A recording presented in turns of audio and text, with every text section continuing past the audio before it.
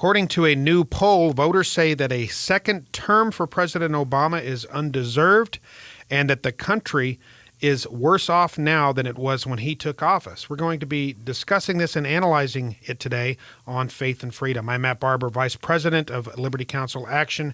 Joining me again in studio is Shawn Akers, Vice President of Middle Eastern Affairs for Liberty Counsel. Shawn, let me just get this out there right away. We are a bipartisan nonprofit organization at Liberty Counsel, so we are not advocating for or against the election of President Barack Obama. However, we can and do discuss and break down the political issues of the day, and according to The Hill, which is a liberal publication for the most part, a new poll shows that a majority of voters believe that the country is worse off today than it was 4 years ago, and that President Obama does not deserve re-election, according to this poll. Shawn, 52% of likely voters say that we are in a worse position. Only 31% of voters believe that the nation is in a better condition than it was when President Obama took office.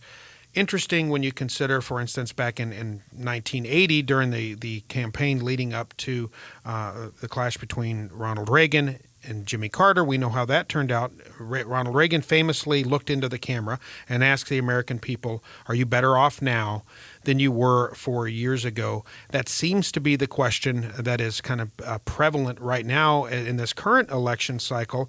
And according to The Hill, people are saying, no, we're in fact a whole lot worse off than we were 4 years ago. Well, just the economic numbers alone are a little hard to argue with, Matt. But I think what a poll like this is showing us is that we really are at a crossroads. You hear that a lot, but where it may have been slightly hyperbole in the past, it's not right now. We really are at a place where the people of the United States are deciding, do we really believe in individual rights, or are we moving into an area of corporate rights? Mm-hmm. It's not consistent with the U.S. Constitution. Are we really lacking the understanding that you can't spend more than you earn? Or are we going to have at least the logic of a 17-year-old that realizes that you can't spend more than you earn? Are we a nation that values the same principal values that the founders held and the founding generation held?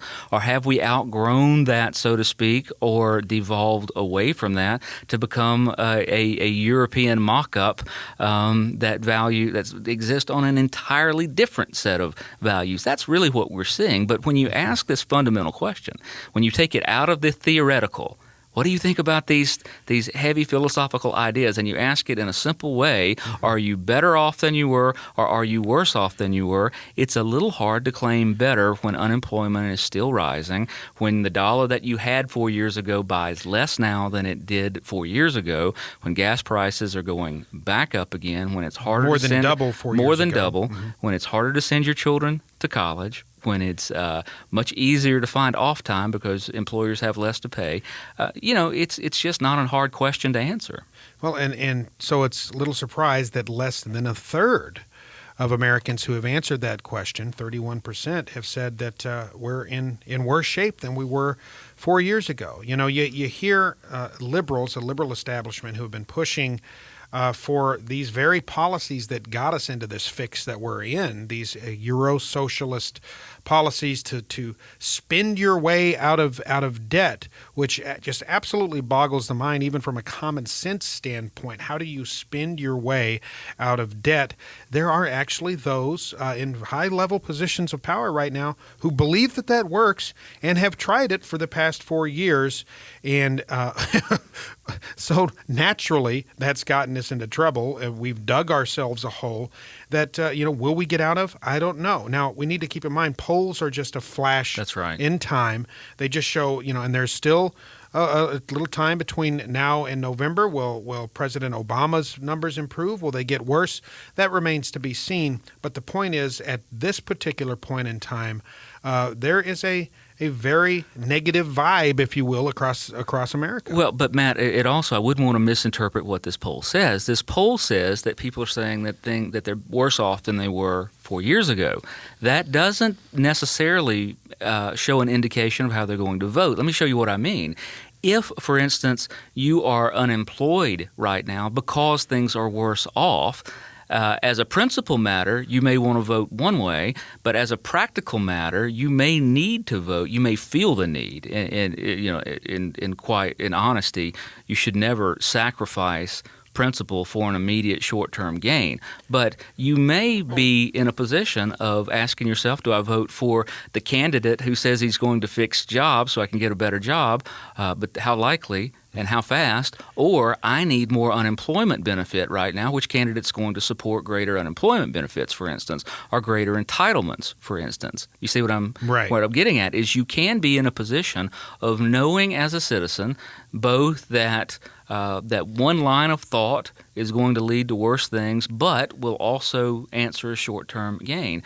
And I've got to tell you, we are looking at the crest of a wave that has been building for 40 years, where we have tried out as a nation at different times Keynes and Kinsey, Keynesian economic and Keynesian sexual revolution, and we're seeing both of them come to an absolute boil in the United States. The United States is at that turning point to ask, do we go with Keynes and Kinsey, or do we go with Adams and the Judeo-Christian worldview? And how we make that decision is going to severely impact lives. And that's on both sides of the aisle, by the way. Any of those who would claim to be conservatives on the Republican side and aren't distancing themselves from Keynes and Kinsey and bringing themselves to the Judeo-Christian worldview and to Adams are doing just as much damage as anybody else. Shawn, you have managed to sift out and distill what this is really all about. Scripture says there is nothing new under the sun. Nothing.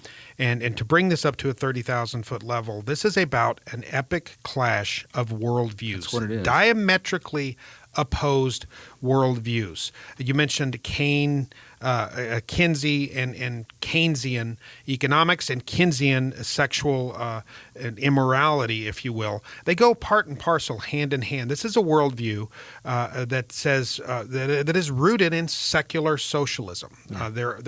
All morality is relative. There are no clear lines of demarcation between right and wrong, and also everything must be done for the good of the collective. This is a worldview that attacks individual rights and attempts to elevate what is for the good of the collective, which necessarily undermines individual rights. We've seen how that plays out. We've seen how it worked out in Russia, in Stalinist Russia. We've seen how it's worked out in every atheist revolution that has ever occurred.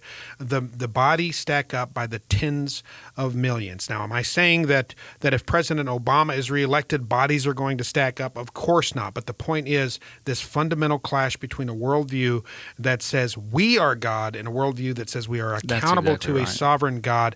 The clash continues, and it underscores the importance of voting. It matters who we elect to positions of power. It does, and it's going to say a lot about the voters themselves. It's going to say a lot about us, Matt, because when we face that level of issue, many times the right answer, the best course of action is not the easiest. In other words, you and I both have sons that are in middle school age.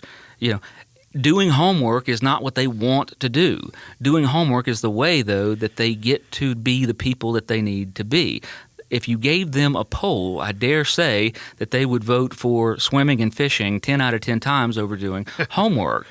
If they had the big picture, if they became mature, when they do become mature, they're going to make a different decision. And this is asking us as a nation in many respects, have we reached the maturity level to make mature decisions, or are we still looking to government to give us the things, the entertainment that we want?